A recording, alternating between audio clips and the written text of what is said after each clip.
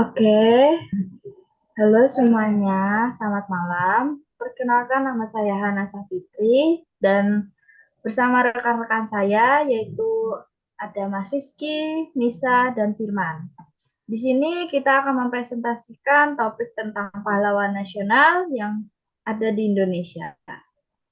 Oke, siapa yang ingin presentasikan pertama? Silakan, Nisa atau Firman atau Mas Rizky.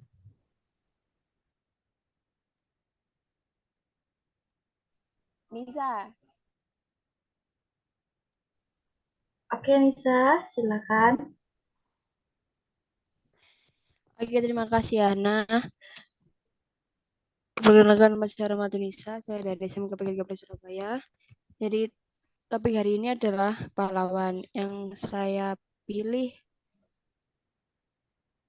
dari sekian banyak pahlawan. Saya memilih pahlawan Raden Dewi Sartika.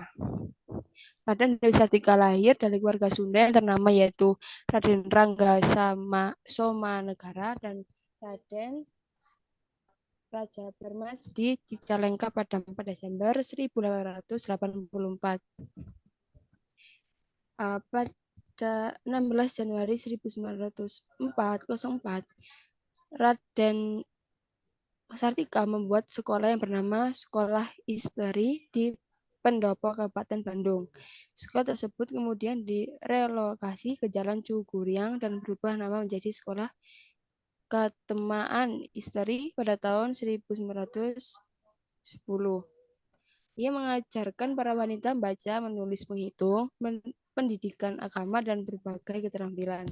Pada tahun 1912 sudah ada 9 sekolah yang tersebar di seluruh Jawa Barat. Lalu kemudian berkembang menjadi satu sekolah tiap kota maupun kabupaten pada tahun 1920. Pada bulan September 1929, sekolah tersebut berganti nama menjadi Sekolah Raden Dewi. Sekolah Raden Dewi berkembang dengan pesat, namun masa pendudukan Jepang membuat sekolah tersebut mengalami krisis keuangan dan peralatan. Pasca kemerdekaan, kesehatan Dewi Sartika mulai menurun ketika ia menjadi agresi militer Belanda dalam masa perang kemerdekaan. Ia terpaksa ikut mengungsi ke Tasikmalaya. Dewi Sartika meninggal pada tanggal 11 September 1947 di Jenaam dan dimakamkan di sana. Setelah keadaan aman, makamnya dipindahkan ke Jalan Karanganyar, Bandung. Dan pada tahun 1906 ia menikah dengan Raden Kaduruhan Agah Suryawinata yang merupakan guru dari sekolah Karang Tembulang. Berkat perjuangan ini, Dewi Sartika diakui sebagai pahlawan nasional oleh pemerintah Indonesia tahun 1966.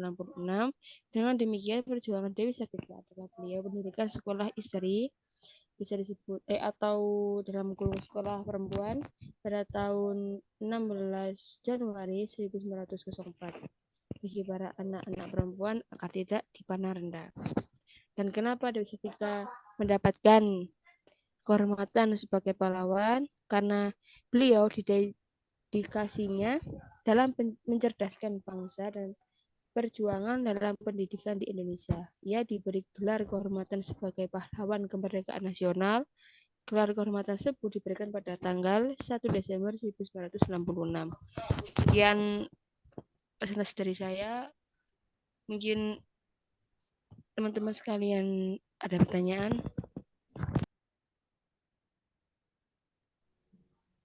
Nisa, aku mau nanya,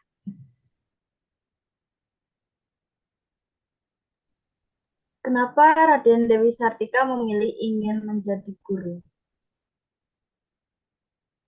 Karena itu sudah menjadi ceritanya saat dia kecil. Maaf, saat beliau masih kecil. Boleh diulang, Nisa, tentang apa? Karena menjadi seorang guru adalah cita-cita yang emang beliau inginkan dari kecil. Oke, Nisa, terima kasih. Oke, mungkin Oke, dari saya ada. mungkin dari Mas Rizky atau Firman ada yang ingin ditanyakan? Oh, dari saya ada yang ingin tanyakan. Aku dengeran nggak suaranya? Kedengeran, Mas. Bentar Silakan. ya. Oke. Dari yang Nisa sebutkan tadi kan soal eh, sejarahnya dari Raden Kartini itu kan, kayak perjuangannya Raden Kartini dari eh, kecil sampai sekarang itu ya kayak gitulah. Iya kan kalau nggak salah yang disebutkan soal perjuangannya ya. Ya, Nah, itu ya, kalau boleh tahu nih, Kartini kan punya julukan sebagai apa? I, saya lupa. Maksudnya yang kalau bisa dikatakan itu yang meningkatkan derajat wanita di Indonesia kan, ya, itu Ibu Dewi Sartika. Ibu Kartini. Raden Ajeng Kartini. Nah, Kartini. Nah, eh, tadi kan kalau nggak salah penjelasannya soal eh, Kelenteng Ajeng Kartini yang mengembangkan pendidikan juga di Indonesia. Nah, apakah ada juga penjelasan mengenai misal nih Raden Ajeng Kartini kan posisinya wanita juga, wanita yang meningkatkan derajat wanita. Jadi ibaratnya ini bukan kayak misal eh, kadang-kadang kan bisa Ya, lebih diibaratkan ke gimana? julukan atau gimana? Mas Rizky tanya ke julukannya atau gimana? Bukan, bukan, belum belum selesai. Jadi ibaratnya eh, gimana tadi caranya? Kan kalau semisal mungkin yang ningkatin derajat waktu itu kan pokoknya kan ya pokoknya wanita waktu itu kan direndahin ya kan. Ya, Nah, cara yang paling gampang kan kalau mau menaikkan derajat wanita kan ya dari laki-lakinya itu sendiri kan diakui lah ibaratnya kayak semisal dari laki-laki ibaratnya eh, diangkat derajatnya sama laki-laki. Tapi ini justru malah ditingkatkan sama perempuan yakni itu sendiri yakni Raden Ajeng Kartini sendiri. Nah, pertanyaannya caranya gimana tadi? Maksudnya apakah melalui pendidikan ataupun melalui hal yang lain? Cara Raden Ajeng Kartini meningkatkan derajat wanita tersebut. maaf maaf Mas Rizky, aku mengambil Raden Dewi Sartika. Ini Mas Rizky mau mau tanya yang Raden Ajeng Kartini? Oh, berarti soalnya tadi kan kedengarannya ah, Kartini, oke, berarti salah ya.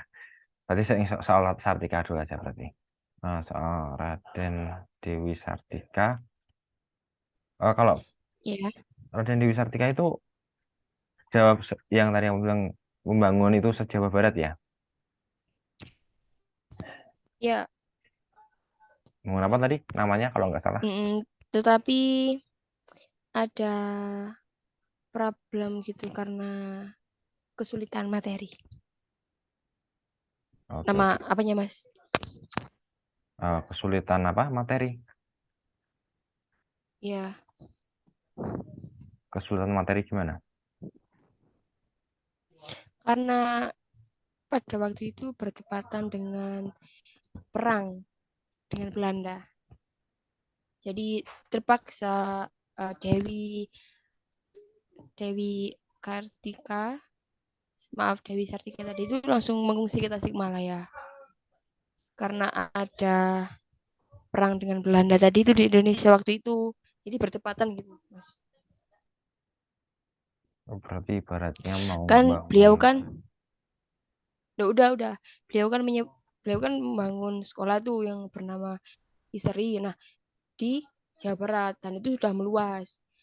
Tetapi kemudian itu ada perang, agresi militer Belanda itu masuk ke daerah sini, itu daerah Bandung itu. Makanya sekolah beliau itu mengalami penurunan dan akhirnya mungkin merasa terancam, akhirnya uh, Ibu Dewi Sartika ini pindah ke Tasikmalaya. Nah, di Tasikmalayanya itu mengembangkan lagi.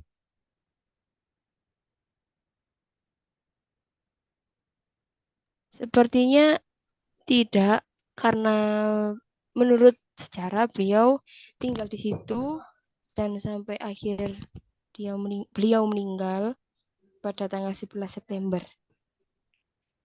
di Cineam dan dimakamkan di sana. Berarti perjuangannya beliau bisa dikatakan sia-sia dong ya.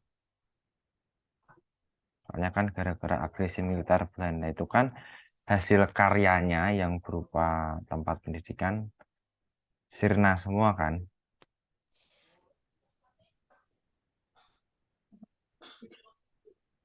Uh, di Kalau kerjanya di Jawa Barat kan itu kan udah kayak dibersihkan sama Belanda kan waktu itu. Terus beliau kan pindah ke Tasikmalaya kan waktu itu. Mungkin ada beberapa orang yang masih hidup terus melanjutkan perjuangan beliau seperti membangun sekolah dan lain-lain. Cuman kan kita kan nggak tahu sih, mungkin ada yang melanjutkan perjuangannya di suatu tempat yang lain. Berarti kalau untuk Dewi Sartikanya sendiri nggak ngelanjutin itu ya. Nggak ngelanjutin hasil ya karyanya lah, hasil jerih payahnya itu ya. Kalau dari Dewi Sartika sendiri. Ya,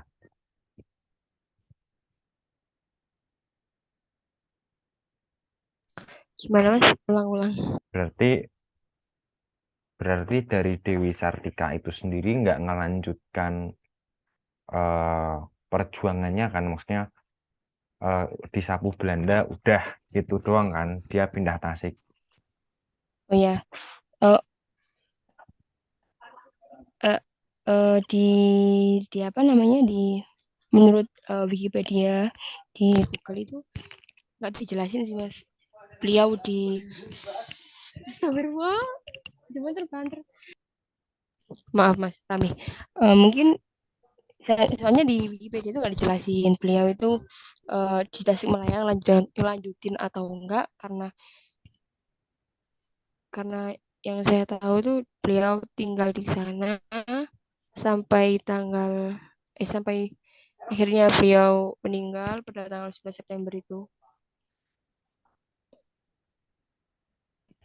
Oh, berarti nggak ada ya. Oke, oke, gitu aja. Mungkin Hmm? Mungkin apa? mungkin saya akan mempelajari lebih lanjut tentang beliau pindah ke Tasikmalaya itu ngelanjutin atau tidak. Oke, terima kasih. Ya, terima kasih Mas Rizky. Oke, masih ada yang ingin bertanya lagi?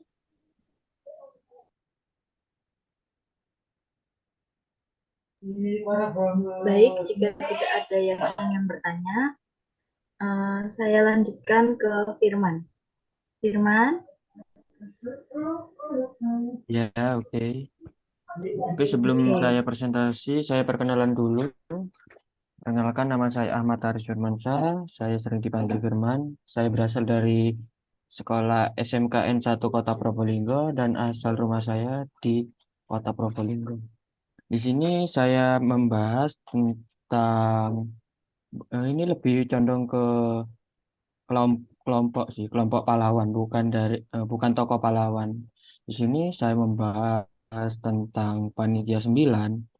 Nah, Panitia 9 ini dibentuk pada tanggal 1 Juni 1945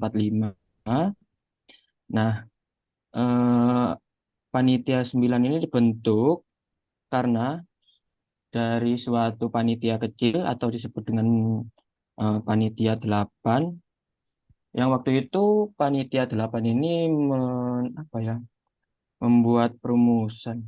Wait, wait, wait. Aku agak lupa sih. Bentar. Tugasnya si panitia 8 itu waktu itu sama sih kayak panitia 9, membuat perumusan tentang ini. Wait, wait. Panitia 9 dibentuk sebagai pengganti dari panitia kecil atau panitia 8 yang sebelumnya mengalami kesulitan. Jadi panitia 8 ini gantikan oleh panitia 9 karena mengalami kesulitan dan menyelesaikan masalah rumusan dasar negara. Oke. Eh, Panitia 9 itu ada beberapa pahlawan. Yang pertama yaitu Insinyur Soekarno yang menjadi ketua di kelompok Panitia 9. Yang kedua yaitu Dr. Muhammad Hatta, yaitu sebagai jabatannya Wakil Ketua. Dan Mr. Alexander Andreas Maramis di anggota. Abikos Tio Krosojoyo di anggota juga. Abdul Kahar Muzakir di, di anggota. Haji Agus Salim sebagai anggota, Mr. Ahmad Subarjo sebagai anggota, Kiai Haji Abdul Wahid Hashim, dia sebagai anggota juga, dan yang terakhir, Mr. Muhammad Yamin sebagai anggota juga. Hmm. Dulu, pas Panitia 9 ini dibuat, ini ada 4 orang kebangsaan nasionalisme dan 4 orang dari pihak Islam. Nah, eh, perumusan dasar negara itu sudah dibuat, bukan sudah dibuat ya, udah tertulis pada tanggal 2000, bukan 2000, 2000 tanggal 22 Juni 1945 yang disebut dengan Piagam Jakarta. Tetapi wait, tetapi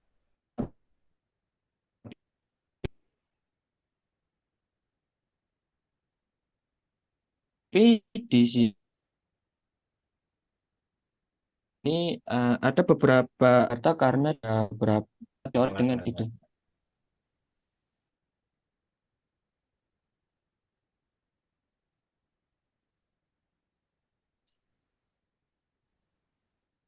Rizky, Apa nih, Pak? minta izin Halo? record, please. Aku keluar, Mas. Halo, halo. Dah. Oke,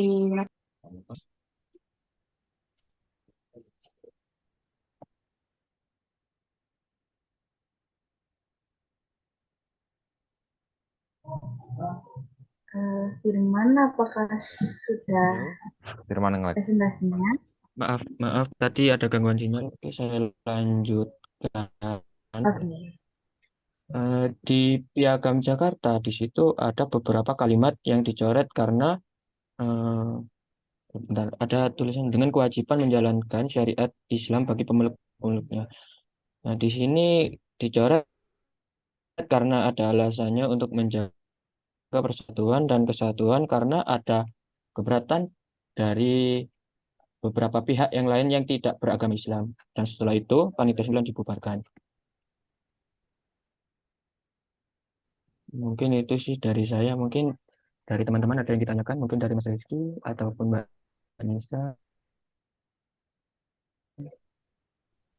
Mbak Hana. Aku ingin tanya Firman, Silakan. tugas tugas apa saja yang diserahkan atau yang dilaksanakan oleh Panitia 9? Oh, jadi saya menanyakan tugas Panitia 9. Begitu. Halo? Iya, Boleh tolong disebutin nggak, Firman? Golongan Islamnya itu ada siapa aja dan golongan nasionalisnya ada siapa aja? Oke. Oke, kita berawal dari golongan Islam dulu ya. Yang pertama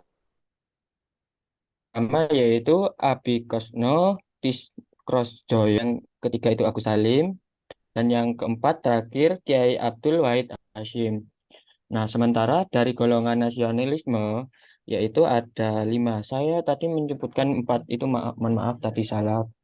Nah, di sini ada 5 yaitu dari Insinyur Soekarno, Muhammad Hatta, dan A.A. Maramis yang tadi saya sebutkan dengan nama singkatan itu nama A.A. Maramis itu singkatan aslinya itu yaitu Mr. Alexander Adrias Maramis begitu. Dan saya lanjutkan yang ketiga, yang keempat yaitu Muhammad Yamin, yang terakhir yaitu Ahmad Suparjo. Jadi itu yang dari anggota nasionalisme dan anggota Islam dari Panitia 9. Begitu. Apakah ada Oke, yang ditanyakan Firman, lagi? terima kasih. Mungkin dari Mas Rizky ada yang ingin ditanyakan? Nah, guys, kayaknya nggak ada. Kayaknya Nggak ada. Mungkin dari Mbak Nisa?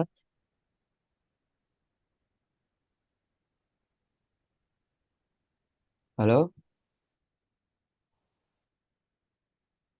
Mbak Nisa? Nisa? Mbak Nisa Oke, katanya mungkin kalau nggak ada. emang sudah. Maaf, tidak ada Firman. Oke, mungkin itu saja sih dari presentasi dari saya. Kalau ada kesalahan atau salah kata, mohon maaf. Sekian dari saya. Tempat dan waktu saya persilakan Oke, kepada moderator. Assalamualaikum warahmatullahi wabarakatuh. oke Oke, Firman, Mbak. terima kasih. Oke, ya.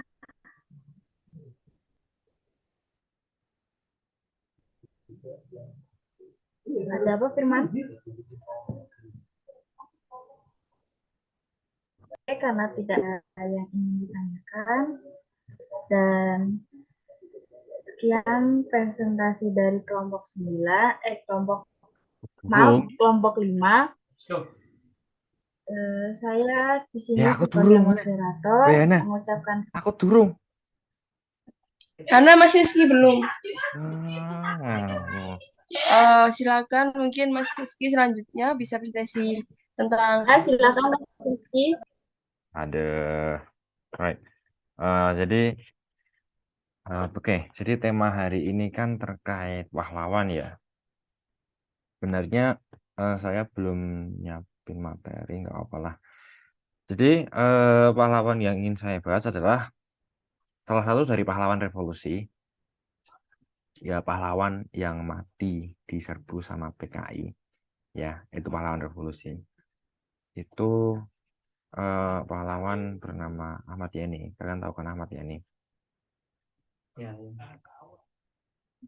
Ahmad Yani itu kalau semisal eh, kalau semisal kalian tahu bandaranya Bandung itu bandara apa? Kalian tahu nggak bandaranya di Bandung? Salah, bandaranya Bandung bukan Ahmad Yani. Kalian tahu apa sih bandaranya di Semarang itu namanya Bandara Ahmad Yani. Karena banyak banyak bandara yang di Indonesia, contohnya bandara yang ada di Jakarta itu namanya Soekarno-Hatta, bandara yang ada di Semarang itu Ahmad Yani, bandara yang ada di Bandung itu apa ya, aku lupa, coba tak searching dulu. Bandara yang ada di Bandung itu Hussein Sastra Negara. Kebanyakan bandara-bandara yang ada di Indonesia itu dinamai dari pahlawan. Pahlawan. Nah, eh, di sini saya ambil pahlawan revolusi, kan ada banyak. Pertama Ahmad Yani. Ahmad Yani ini pahlawan, disebut pahlawan revolusi Karena apa? Karena Ahmad Yani ini diculik pada tragedi G30 SPKI, Gerakan 30 September oleh Partai Komunis Indonesia. Nah, itu ibaratnya waktu itu pada 30 September pada malam 1 Oktober, ya 30 September malam lah. Itu PKI itu nyulik pahlawan-pahlawan revolusi. Ibaratnya itu pahlawan-pahlawan yang besoknya, ya enggak besoknya juga sih, itu bakal dipanggil ke presiden, ya karena suatu hal lah. Nah, itu di malam harinya pahlawannya itu diculik sama mereka. Karena ya mungkin politik lah, soal politik lah. Jadi ibaratnya jangan sampai mereka menghadap presiden, jangan sampai mereka hidup, mereka diculik. Nah, kebanyakan dari mereka ada yang diculik, disiksa, dan dibunuh di Rengas Dengklok.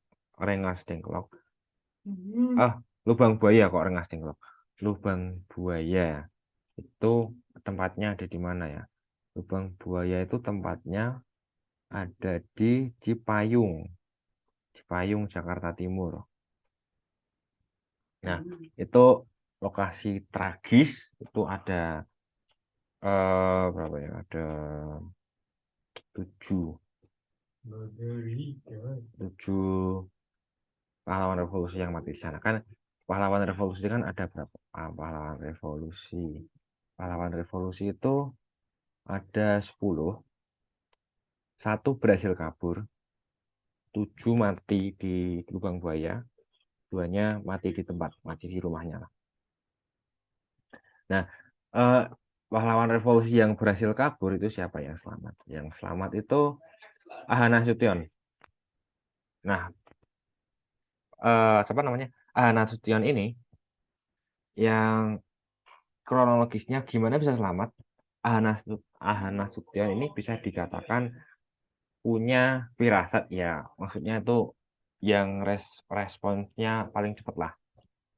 Aha Nasution kalau tahu kalau dia dalam bahaya, jadi dia kabur dengan cara loncat ke rumah tetangga, terus kabur, kakinya ketembak, jadi agak yang tapi dia berhasil kabur.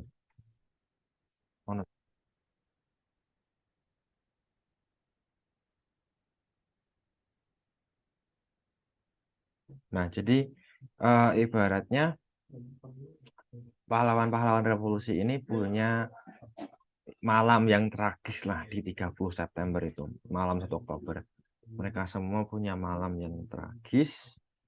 Jadi ibaratnya 9-nya mati, 1-nya hidup dengan luka.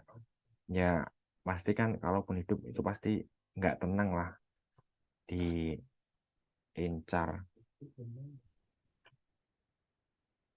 lah sama pasukannya. Dan dalang dibalik 30 G30 SPKI kan kita nggak tahu siapa kan.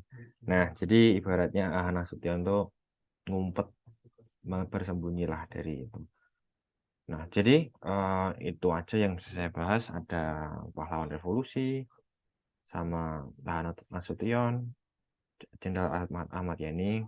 Oke, itu saja dari saya. Mungkin ada pertanyaan, saya kembalikan dulu ke moderator.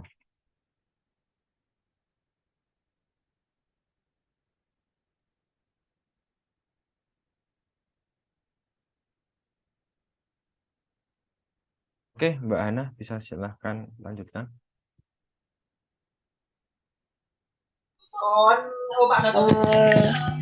Mas Rizky, aku ingin bertanya, kapan pahlawan revolusi ini ditemukan dari lubang buaya ini? Dari mungkin tahunnya atau tanggal bulan berapa? Itu langsung, jadi kan 30 September malam kan kejadiannya. Itu ditemukannya itu kalau nggak salah mungkin 1 Oktobernya gitu. Nah, bentar. Oh, ternyata agak lama, 3. Jadi mungkin Mas Vicky ya Allah. 3 itu ditemukannya, tapi bukan berarti kan 1, 2 nggak nyari. Ibaratnya kan Ya. lubang buayanya kan diumpet lah, disembunyikan, ditutupi pakai daun atau apa gitu. Nah, 1, 2 itu nyari, 3-nya baru ketemu. 3 Oktober. Jadi nggak lama-lama lah, nggak lama. Selang 2 hari. Berarti lubang buayanya ini bisa dibilang ditutupi oleh dedaunan-dedaunan kering ya, Mas? Ya nggak kering juga, tapi mungkin seperti daun besar, seperti pisang, daun pisang gitu. Oke. Terima kasih Mas Rizky. Mungkin dari yang lain ada yang ingin bertanya dari Firman atau Nisa?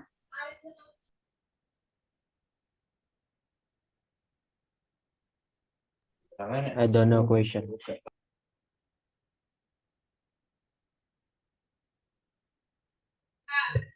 Oke.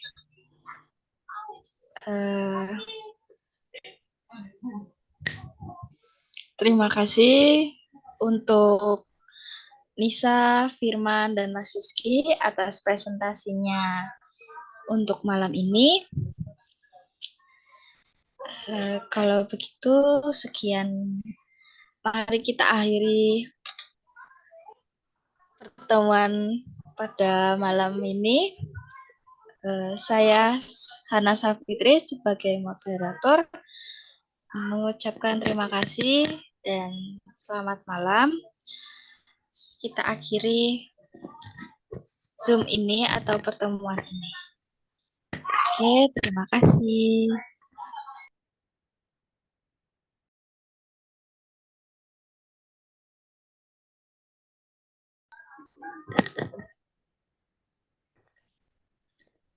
Okay, hello everyone. Introduce me to Hana Safitri and with my colleague Mas Rizky, Nisa, and Firman. Here we will present the topic of national hero in Indonesia. Okay, who want to give the first presentation, please? Mas Rizky, Nisa, or Firman?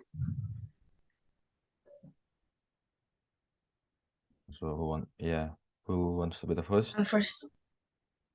Me. Okay, Nisa.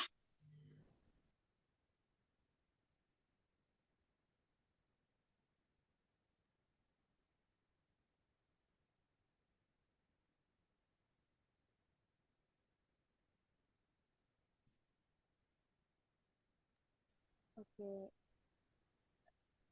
Hello everyone.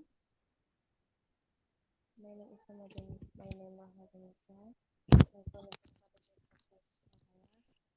And today I will discussion about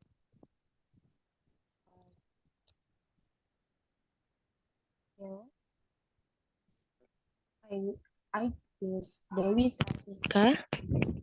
So Dewi Sartika was born to a prominent Sunda in family Raden Rangga Somanegara and Raden Raja Berman in Cicalengka on December 1884 on January 60 1904 she created a school called Sekolah History in the Pendopo of Bandung Regency.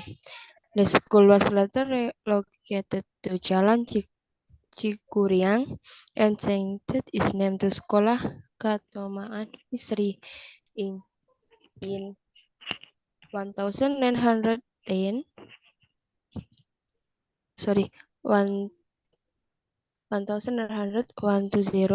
She studied warmer reading, writing, arithmetic, religious education, and various skills. By 1912, there were already 9 schools scattered, dug out with Java, growing to one in a city and treated by 1920. In September 1929, the school changed its name to Raden Devi School. And Raden Devi School grew rapidly. However, the Japanese occupation left the school in a financial and equipment crisis. And after independence, Dewi Sartika helped begin to decline during the Dutch military aggression during the independence war. She was forced to flee to Tasikmalaya. Dewi Sartika died on September uh,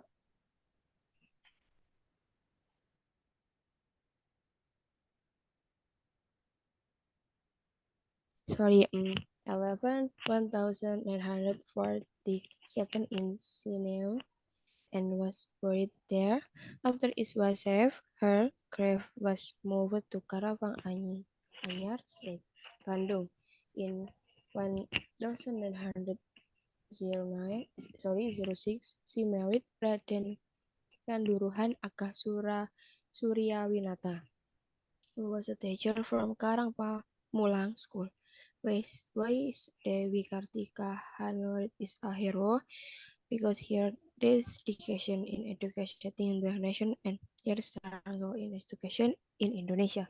She was given the honorary title of National Independence Hero. The honorary title was given on December 1, 1966. Okay, this is my presentation about Dewi Sartika. Maybe anyone any question for me? Sorry everyone.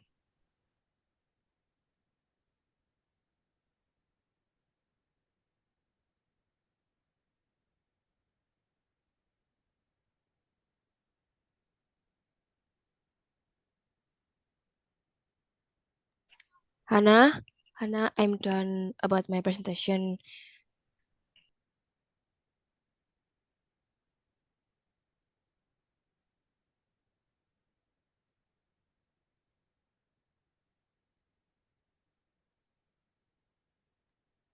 Okay, Nisa, thank you. Do you want to continue or have a question?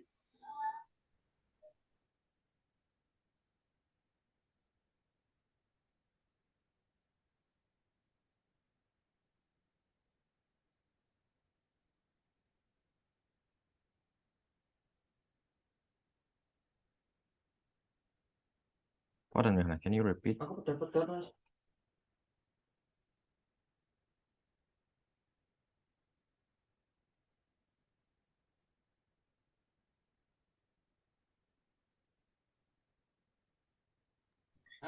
Okay, maybe the next participants will.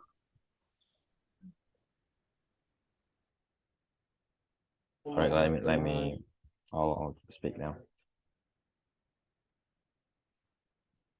I'll speak now. Yes. Right. So, the topic is hero, national hero. So I guess it's only limited to Indonesia hero, right? So, all right. So, I'm gonna pick the revolutionary hero, or in Indonesia they usually call pahlawan revolusi. Or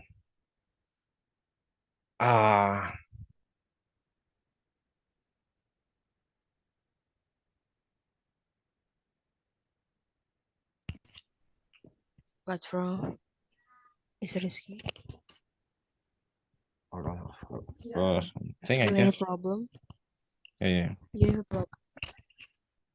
Got a wound. I've got a wound. That's fine. Right. So we're gonna talk about a revolutionary hero, right? Not revolutionary industry, but revolutionary hero. So this revolutionary hero, or you can call them as pahlawan revolution in Indonesia. They are the heroes that basically died at the tragedy of communism partai. What's partai? Hold on. Let me check the Google Translate first. Oh, they basically died by the action of communism Indonesia Communism Party. So why they are called revolutionary hero is because when they are about to do something revolutionary to the country, to Indonesia, like they will have something to do with the president, they will have something to do with the national leader, they are being either kidnapped or being murdered, kidnapped to a crocodile hole. In Indonesia, it's called lubang buaya. If we translate it, it becomes crocodile hole. It's that place is so tiny. It's just something like this, you know. The crocodile hole only fits for a head. So actually, I don't think that's a good place to be buried on. So yeah, from there are 10 revolutionary heroes. The one that survived, there's only one person that survived from the tragedy. His name is A.H. Nasution, or in Indonesia it's A.H. Nasution, E.H. Nasution. A.H. Nasution survived by climbing a tree nearby his house, which leads to his neighbor house. So it's like he escaped from the Indonesia Communism Party's attack, and then he runs away to the neighbor's house, even though he got injured in his feet. But he still survived. At least he survived, right? And so, there's a lot of hero that dies in the. There's a lot of hero that dies in that tragedy. The first one, well, we all know. There's A.H. Nasution, A.H. Nasution. There's also Ahmad Yani, and also General Pierre Tendian, if you know about him as well. And there are 7 of them more. Actually, it's a really bad tragedy, knowing that we lost our 10 heroes. So, well, yeah, I was talking about revolutionary heroes. So I guess that's it. I can say I'll bring this back to moderator.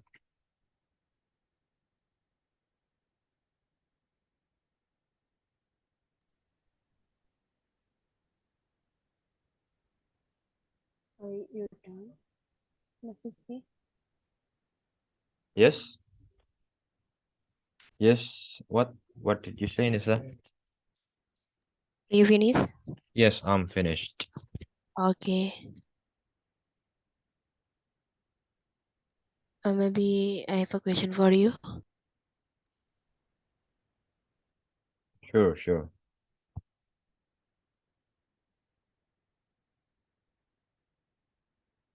All right. What's your question, Nisa?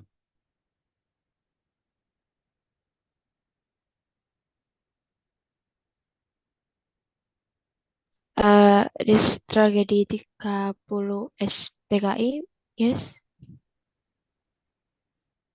Yes.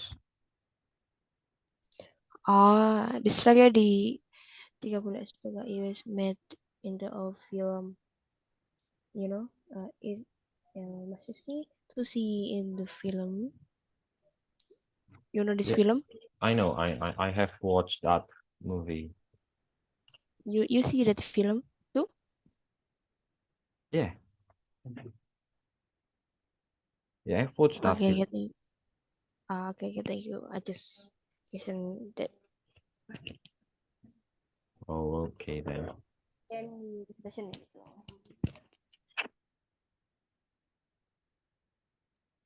Maybe all artists. Any question for Mr. Rizky? Mas Rizky, manggilnya.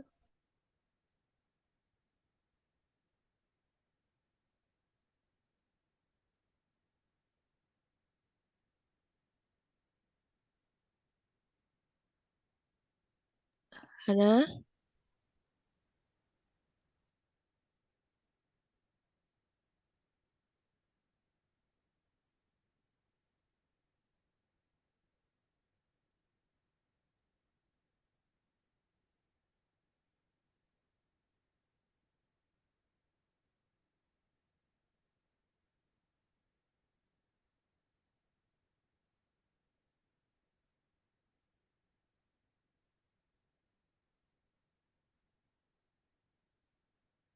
Hana?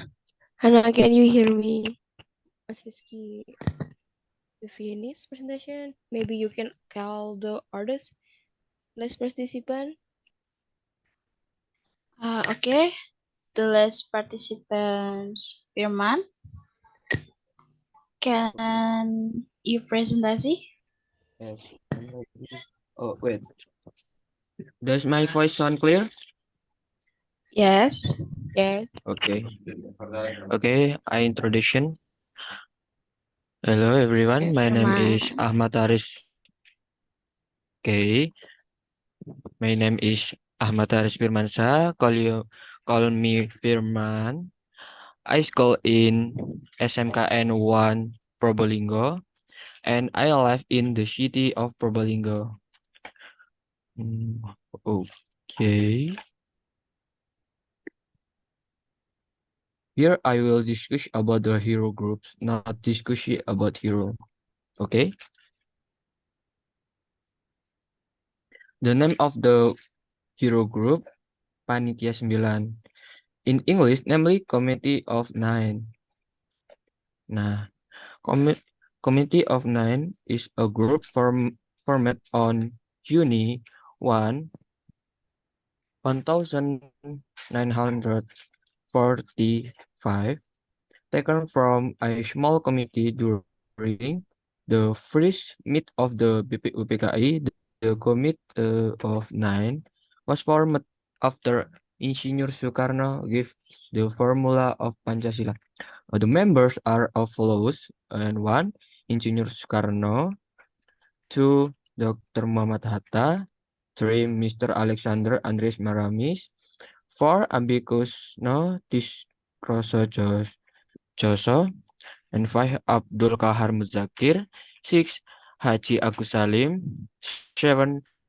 Mr. Ahmad Subarjo, 8. Kiai Haji Abdul Wahid Hashim, and 9. Last, Mr. Muhammad Yamin. After making on conference, but when four people from nationalism and five no no after making conference between five people from nationalism and four people from the Islamic side on to to 22 22 Juni 100 1945, sorry, the Committee of Nine produced the basic formula of the sets known as the Jakarta character. Uh, in Indonesia, namely Piagam Jakarta. Okay, maybe that's all the topic I discuss.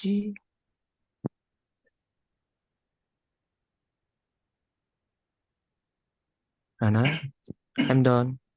Are there any questions for me? Um,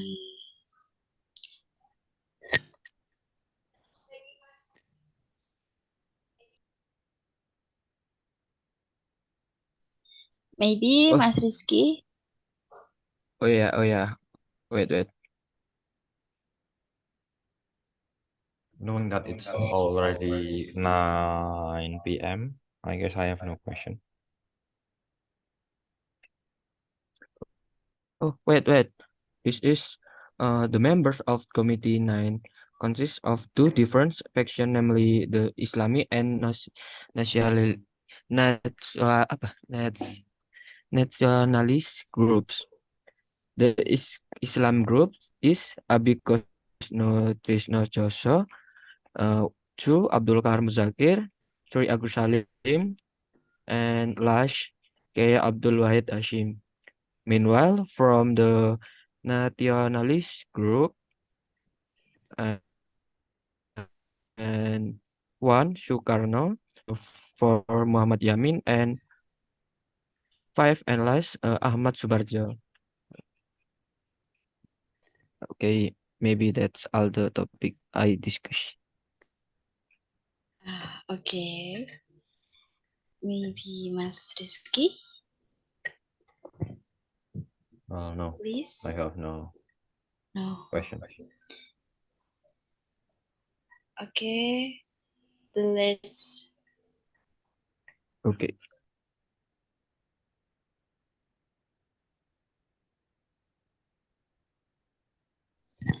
Okay, that's all the presentation from Group 5. I'm Hana Safitri as the moderator and my college. Thank you and see you next time. Good night. I see you. Like. See you.